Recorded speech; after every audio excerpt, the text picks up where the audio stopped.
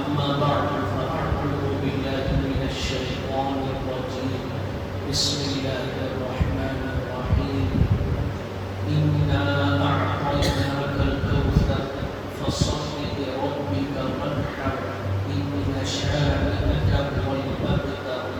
وقال الله تبارك وتعالى في مقام آخر إن صلاتي ونسكي ومحياي ومماتي لله رب العالمين لا شريك له وبذلك أمرت وأنا أول المسلمين. صدق الله العظيم. محترم بھائیوں، قرآن مجید کی ایک چھوٹی سی سورت آپ کے سامنے تلاوت کی گئی ہے، جس میں اللہ جل جلالہ وعظم جمالہ رسول اللہ صلی اللہ علیہ وسلم سے مخاطب ہو کر یہ فرماتے ہیں کہ اے نبی صلی اللہ علیہ وسلم، ہم نے آپ کو حوض کوثر عطا کیا ہے۔ حوض کوثر یہ جنت سے نکلنے اور بہنے والی نہر ہے، اور اس پانی کے پلانے والے آقا نامدار مدینے کے تاجدار امام الانبیاء حضرت نبی پاک صلی اللہ علیہ وسلم ہے۔ روایتوں میں آتا ہے کہ جب بندوں کے نام اعمال ان کو دے دیے جائیں گے اور جنتیوں کو جنت میں جانے کو کہا جائے گا، تو جنتی حوض کوثر کے پاس سے گزرے گا۔ رسول اللہ صلی اللہ علیہ وسلم اپنے دست مبارک سے اپنے امتی اور اپنے غلام کو جام کوثر عطا کریں گے، اور وہ عاشق رسول اللہ صلی اللہ علیہ وسلم کے دست مبارک سے جام کوثر نوش فرمائے گا۔ یہ بہت بڑی خوش نصیبی اور سعادت مندی ہے۔ بزرگوں کی دعاؤں میں یہ دعا مقبول ہے۔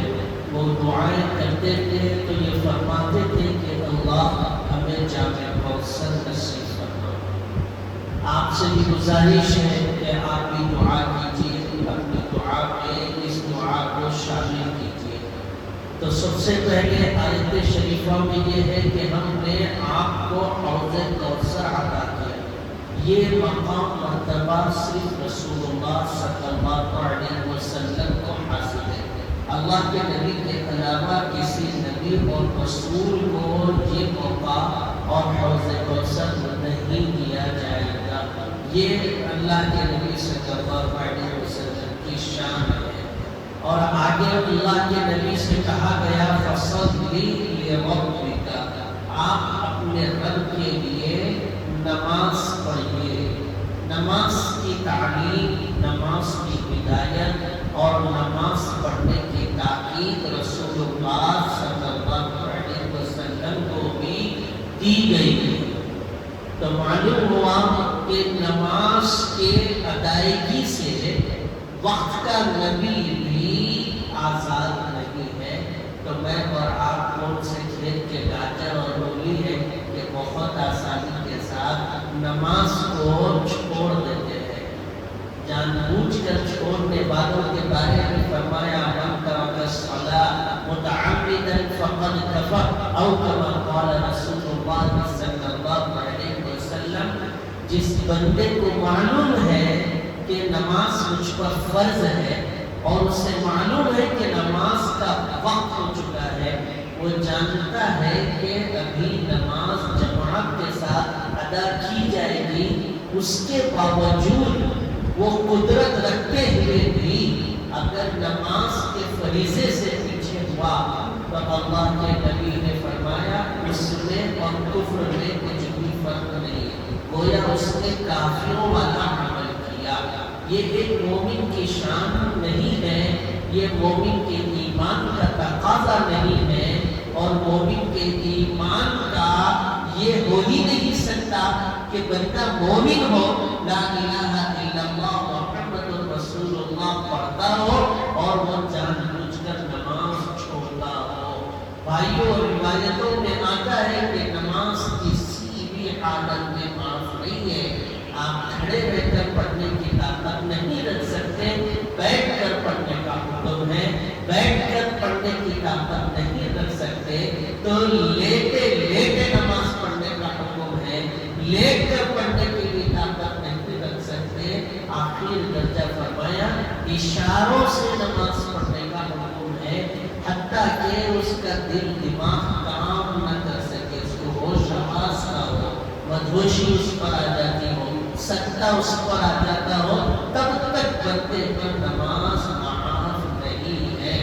اسی لیے اللہ کے نبی صلی اللہ علیہ وسلم کی آخری زندگی اگر آپ دیکھیں گے تو میرے نبی صلی اللہ علیہ وسلم کو سب سے پہلے سر کا درد ہوتا ہے، پھر بخار ہوتا ہے، اور وہ بخار اتنے دن تک رہتا ہے، کبھی افاقہ ہوتا اور کبھی بخار میں ہوتے، کبھی مدہوش ہوتے، کبھی افاقہ ہوتا۔ اللہ کے نبی ایسی پوزیشن میں نہیں تھے کہ لوگوں کو جا کر نماز پڑھائے۔ اللہ کے نبی نے صدیق اکبر کو کہا کہ صدیق اکبر آپ آگے بڑھیں اور نماز پڑھائیں۔ بھائیوں، روایتوں میں ہے کہ اللہ کے نبی صلی اللہ علیہ وسلم کو جب بھی ہوش آتا، بے ہوشی سے ہوش آتا تو فوراً رسول اللہ وصول فرماتے اور نماز پڑھانے کے لیے اپنے حجرے سے مسجد نبوی تشریف لے جاتے، اس حال میں لے جاتے کہ میرے نبی کے اندر کمزوری اتنی، نقاہت اتنی ہوتی کہ خود سے چل نہیں سکتے۔ اللہ کے نبی دو صحابہ کا سہارا لے کر اس حال میں مسجد نبوی جاتا ہے کہ پیر گھسیٹے جاتا ہے، تب بھی اللہ کے نبی نے نماز سے اپنے آپ کو پیچھے نہیں کیا۔ تو بھائیوں، سوچنے کا مقام ہے کہ ہمارا کیا حال ہے۔ تو آیت شریفہ میں یہ کہا گیا کہ اے نبی فصلی لربک، آپ اپنے رب کے لیے نماز پڑھیں۔ آگے ونحر اللہ کے لیے نحر کرے یعنی قربانی کرے۔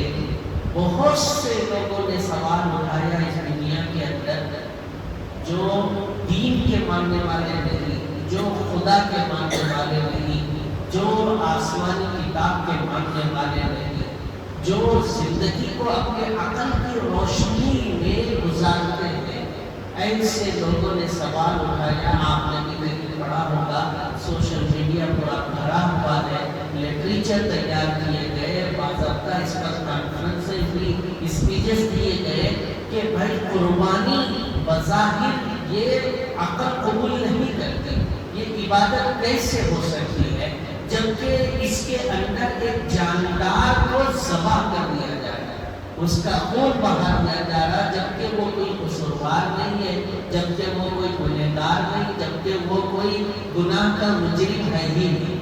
لوگوں نے ایک مغالطہ چھوڑا، جو اسلام دشمن عناصر ہے انہوں نے مغالطہ چھوڑا، ایک دھوکہ دینے کی کوشش کی، پوری دنیا کے اندر اس بات کو پھیلایا کہ قربانی عبادت ہو ہی نہیں سکتی، اور قربانی کرنے کا حکم پوری قرآن میں کہیں بھی نہیں۔ اسلام تو اتنا من پسند مذہب ہے کہ وہ خون کے بہنے کو پسند نہیں کرتا، آپس کے اختلاف کو انتشار کو پسند نہیں کرتا، تو پھر اسلام کے اندر جانور ذبح کرنے کا حکم کیسے ہو سکتا ہے؟ یہ ایک سوال چھوڑا، جس کی وجہ سے جو بچے پڑھے لکھے ایجوکیٹڈ بچے ہیں، جو آج کی کتابوں پر یقین رکھتے ہیں اور آج کے سوشل میڈیا کو اپنا باپ مانتے، اپنی ماں مانتے، اپنا اسلام اپنا دھرم مانتے، اپنا مذہب مانتے، بلکہ اگر میں یہ کہوں تو غلط نہیں ہوگا کہ وہ اپنا خدا بھی مان لیتے۔ اسی لیے ایک عالم جو کہتا ہے وہ نہیں سنی جاتی، مگر سوشل میڈیا پر جو ہوتا ہے اور وہاں جو بات بتائی جاتی ہے اس کو مان لیتا ہے۔ تو بھائیوں، ایسے بچے مغالطے میں پڑ گئے۔ بات صحیح ہے، بالکل صحیح ہے کہ قربانی میں جانور کو ذبح کرنا قرآن میں کہیں بھی اس کا حکم نہیں ہے، کہاں پر لکھا ہوا ہے؟ اس طرح سے بچے کشمکش میں پڑے ہوئے ہیں، اور اتنی بڑی عبادت کی ادائیگی اور فریضے بھائیوں ہاتھ جوڑ کر آپ کے سامنے یہ بات کہی جاتی ہے کہ یہ سوشل میڈیا اور یہ گوگل، یہ آپ کا فیس بک اور یہ آپ کا انسٹاگرام اور جو کچھ بھی ہے، یہ آپ کے خدا نہیں، یہ آپ کا دین نہیں، یہ آپ کا دھرم نہیں، یہ آپ کا مذہب نہیں، اور یہ آپ کی مذہبی کتاب نہیں ہے۔ اچھی طرح سے سن لیں کہ آیت شریفہ میں سورہ کوثر میں اللہ نے حکم دیا کہ بھائی اے نبی آپ اپنے رب کے لیے قربانی کیجئے۔ رب کے لیے قربانی، اگر قربانی عبادت نہ ہوتی تو پھر اللہ اپنے محبوب کو حکم کیوں دیتا؟ اگر قربانی عبادت نہ ہوتی تو رسول اللہ صلی اللہ علیہ وسلم اپنی زندگی میں قربانی کیوں کرتے؟ آپ یہ تو مانتے ہیں کہ ہمارے نبی رحمت للعالمین ہے، اللہ کے نبی شفیع المذنبین ہے، میرے نبی جیسا ہمدرد کوئی نہیں، میرے نبی جیسا جانثار کوئی نہیں، میرے نبی جیسا روادار کوئی نہیں، میرے نبی جیسا رحم و کرم کا پیکر کوئی نہیں۔ اور اللہ کے نبی صلی اللہ علیہ وسلم نے قربانی کی تو اتنا کافی ہے ایک مومن کے لیے کہ قرآن میں حکم ہے اور میرے نبی نے قربانی کی اور جانور کو ذبح کیا، یہ میرے لیے کافی ہے۔ یہ ایمان ہونا چاہیے، یہ مذہب پر عمل ہونا چاہیے۔ میں ہزار باتیں کسی کی نہیں سنوں گا، میں ہزار سبق کسی سے نہیں لوں گا، مجھے ہزار ڈاٹس نہیں چاہیے۔ میرے قرآن میں حکم ہے اور میرے نبی نے کر دیا، بس یہ میرے لیے نہ ہونا۔ اسی لیے آیت شریفہ میں فرمایا لَقَدْ كَانَ لَكُمْ فِي رَسُولِ اللَّهِ أُسْوَةٌ حَسَنَةٌ کہ لوگوں رسول اللہ کی زندگی آپ کے لیے بہترین نمونہ۔ اور میں آپ سے عرض کروں کہ اگر اسلام کو آپ اپنی عقل کی روشنی میں دیکھیں گے تو بھائیوں پھر آپ کا ایمان خطرے میں ہے، کیونکہ مسلمان کا اسلام شروع ہوتا ہی ہے جہاں عقل اس کی ختم ہوتی ہے۔ آپ عقل کی روشنی میں اسلام کا کوئی بھی حکم نہیں دیکھ سکتے۔ آپ اگر دیکھیں کہ بہت سی مثالیں میں دے سکتا ہوں، آپ روزے کی مثال لیجیے۔ روزے میں کیا ہے؟ روزے میں بھوکا رہنا ہے، کھانے سے رکنا ہے، پینے سے رکنا ہے، اپنی خواہشات سے رکنا ہے۔ بظاہر عقل اس کو قبول کرتی ہے کیا؟ عقل تو قبول نہیں کرتی۔ عقل اور دل تو چاہتا ہے کہ کھانے پیے، طاقتور ہو، عقل اس کو مانتی ہی نہیں۔ مگر چونکہ اسلام کا حکم ہے اور فریضہ ہے تو آپ وہاں فوراً روزے رکھنے شروع کر دیتے ہیں۔ بلکہ میں عرض کروں جن پر روزے فرض نہیں ہیں ان معصوم بچوں سے بھی روزے رکھوائے جاتے اور ان کی ہمت افزائی کے لیے گھر کے اندر روزہ رکھائی کی دعوت بھی کی جاتی ہے، وہاں تو کوئی سوال نہیں کرتا۔ مگر جب قربانی کرنے کا حکم آتا ہے تو اپنی عقل کی روشنی میں اس چیز کو دیکھ کر کے سوال ٹھہرائے جاتے ہیں۔ یہ بہت ہی غلط بات ہے۔ آج کے نوجوان بچوں کو اور سوشل میڈیا کے دل دادا جو افراد ہیں ان کو یہ بات سمجھنی چاہیے کہ آپ اسلام کا کوئی بھی حکم اپنی عقل کی روشنی میں نہیں دیکھ سکتے۔ تو بھائیوں میں عرض کر رہا ہوں کہ قربانی کا حکم قرآن میں ہے، رسول اللہ صلی اللہ علیہ وسلم نے قربانی کی اور یہ قربانی حضرت ابراہیم علی نبینا علیہ الصلوۃ والتسلیم کی سنت ہے۔ باضابطہ روایتیں موجود ہیں، احادیث موجود ہیں، صحابہ نے اپنی زندگیوں میں قربانیاں کی ہیں، خلفائے راشدین نے کی ہیں، تبع تابعین نے کی، تابعین نے کی، اور رسول اللہ کے زمانے سے لے کر آج تک امت کا تسلسل کے ساتھ یہ عمل ہے کہ قربانی کی جاتی ہے۔ اب سوال یہ پیدا ہوا کہ قربانی کون کرے، کس پر واجب ہے؟ اچھی طرح سے سن لیں، 2 4 5 چیزیں ہیں۔ نمبر 1 سونا ہے، نمبر 2 چاندی ہے، اسی طرح سے نمبر 3 آپ کے پاس کیش نقد روپیہ پیسہ رکھا ہوا ہے، اور چوتھی چیز مال تجارت۔ بیچنے کی نیت سے آپ کوئی مکان خریدیں یا گاڑی خریدیں یا آپ اپنی دکان کا سامان خریدیں کاروبار کی نیت سے یا آپ کوئی زمین خریدیں. اور پانچویں چیز یہ ہے کہ جو بھی سامان آپ کے پاس ہے وہ ضرورت سے زائد ہے, آپ کے استعمال میں نہیں ہے. ایسی بہت سی چیزیں ہوتی ہیں گھر کے اندر رکھی ہوئی ہوتی ہے, بہت سے قیمتی لباس ہوتے ہیں جو سال بھر پہننے کی نوبت نہیں آتی, اور بہت سی قیمتی اشیاء ہے, ڈائننگ ٹیبل ہے, پتہ نہیں اور کیا کیا ہے جس کا استعمال ہم سال بھر نہیں کرتے. چونکہ وہ قیمتی ہے اسی لیے بہت حفاظت سے گھر میں رکھا جاتا ہے. اس طرح کی بہت سی چیزیں ہیں جو انسانی ضرورت سے زائد ہے. اسی طرح آپ نے کوئی مکان خریدا اور آپ خریدتے وقت اس کو بیچنے کی بھی نیت نہیں تھی اور وہاں پر رہنے کی بھی نیت تھی, تو وہ مکان بھی آپ کی ضرورت سے زائد ہوا. تو یہ 5 چیزیں ہیں, یہ 5 چیزیں اگر 52 تولے چاندی کے برابر ان کی قیمت ہوتی ہے, ان کی ویلیو ہوتی ہے, تو پھر ہر ایسے بندے پر قربانی واجب ہے. اب 52 تولے چاندی کی اگر آپ قیمت دیکھیں گے تو وہ 55 سے 60,000 65,000 کے درمیان میں ہے. تو اب ہر وہ بندہ جو 50 سے 55 یا 60 کے درمیان, آپ سمجھ لیجئے اتنے روپے پیسے کی مالیت کا وہ حقدار ہے, مالک ہے, چاہے وہ مرد ہو, عورت ہو, بوڑھا ہو, بوڑھی ہو, دادی ہو, نانی ہو, ہاں ابھی نوجوان بچہ ہے, بچی ہے, شادی ہوئی ہو یا شادی نہیں ہوئی ہو یا صرف نسبت طے ہوئی ہو, کچھ بھی ہو, ہر ایسے کے اوپر قربانی واجب. اس میں کوئی دو رائے نہیں, بالکل صاف واضح مسئلہ.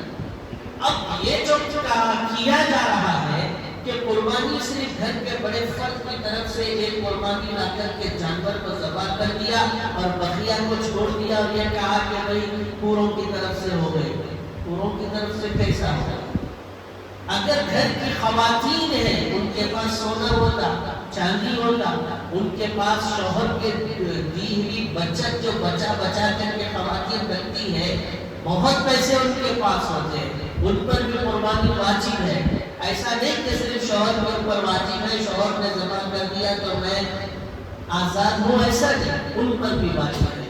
بچیاں ہیں جو جاب کر رہی ہے اور وہ اپنی جاب کی جو پیسے ہوتے ہیں اس کو بچا کر کے رکھتی ہے, اور آج کل تو سونا چاندی خرید کر کے جمع کر کے رکھا جاتا ہے. قربانی واجب ہے. گھر کے 7 افراد ہیں اور وہ مستحق ہیں, وہ اس قابل ہیں کہ ان پر قربانی واجب ہے, تو 7 کی طرف سے ادا کرنا ہے, صرف ایک فرد کی طرف سے ادا کرنا نہیں. اور قربانی کے اندر جانور جو دیکھیں گے آپ, تو جانور سرفا ہونا ہے, موٹا ہونا ہے, تندرست ہونا ہے, توانا ہونا ہے, اور وہ جانور اتنا بہترین ہونا ہے کہ دیکھنے سے معلوم ہو جائے کہ واقعی قربانی کے قابل یہ جانور. گوشت کو دیکھنا نہیں ہے کتنے کلو گوشت آتا, لوگ جا کے منڈی میں یہی سوال کرتے ہیں کتنا نکلتا ہے, 15 کلو نکلتا, 10 کلو نکلتا, 12 کلو نکلتا. گوشت قرآن میں اللہ نے کیا فرمایا, لَن يَنَالَ اللَّهَ لُحُومُهَا وَلَا دِمَاؤُهَا وَلَكِنْ يَنَالُهُ التَّقْوَىٰ مِنكُمْ. اللہ فرما رہے ہیں میرے پیارے, تم جو قربانی کرو گے اس جانور کا خون اور اس جانور کا گوشت ہرگز, لن عربی کا قاعدہ ہے, یہ تاکید کے لیے آیا. ہم کوئی بات بچے کو بولتے ہیں تو تاکید کے لیے بولتے ہیں, ہرگز نہیں کھانا. ایک ہوتا نہیں کھانا بیٹا, ایک ہوتا ہرگز نہیں کھانا. تو بچہ فوراً سمجھ جاتا کہ واقعی ایک اہمیت دے کر کے مجھ سے کہا گیا, وہ بار بار یاد کرتا. تو اللہ بھی لن کا لفظ استعمال کرے. ہرگز آپ کے جانوروں کا گوشت اور خون اللہ کو پہنچنے والا نہیں ہے. کہ کیا پہنچتا, وَلَكِنْ يَنَالُهُ التَّقْوَىٰ مِنكُمْ. آپ کے دل کے اندر جب اللہ کا ڈر اور خوف ہے جس کی وجہ سے آپ قربانی کرتے ہیں, وہ ڈر, وہ خوف, وہ تقویٰ اللہ کو پہنچتا ہے. تو پھر بھائیوں گوشت دیکھنے کی کیا ضرورت ہے؟ بہترین جانور آپ دیکھیں، اور اس کے اندر پیسوں کے سلسلے میں بھی زیادہ بھاؤ تاؤ کرنا یہ بھی مناسب ہے۔ آپ کو سمجھ میں آیا آپ کی پیسوں کے ریٹ کے اندر ہے تو آپ خریدے، نہیں ہے تو آپ دوسری طرف چلے جائیں، ایک سے دو بار پوچھے، بات کرنا کوئی بھی بری نہ، کیونکہ آپ اللہ کی راہ میں قربانی کر رہے ہیں، تو آپ وہاں پر بحث و مباحثہ کر کے تو میں کر کے بیچنے والے کی دل شکنی کر کے اس کے دل کو توڑ کر کے اس کے مال میں سے بہترین مال آپ نکالیں اور آپ بدلے میں اس کو کم قیمت دیں، وہ دل ٹوٹا ہوا اپنا مال مرتا کیا نہ کرتا آپ کے حوالے کرتا، ایسی قربانی اللہ کی راہ میں مناسب نہیں۔ آپ اپنے لیے کھانا پینا پسند نہیں کرتے، اگر کوئی دعوت میں صبح میں بلایا، شام میں بلایا کہ بھائی آ جاؤ، ذرا بھول گیا تھا تو ہرگز نہیں جاتے، بولنا تھا، کل ہی تو بولا مگر آج نہیں بولا۔ اسی لیے جب ہم اپنے لیے یہ احساس پیدا کرتے ہیں تو پھر اللہ کی راہ میں قربان ہونے والے جانور کے سلسلے میں بھی یہ احساس ہے۔ اور بھائیوں، وہ جانور کو اپنے پاس اپنے بیٹے کی طرح رکھنا ہے۔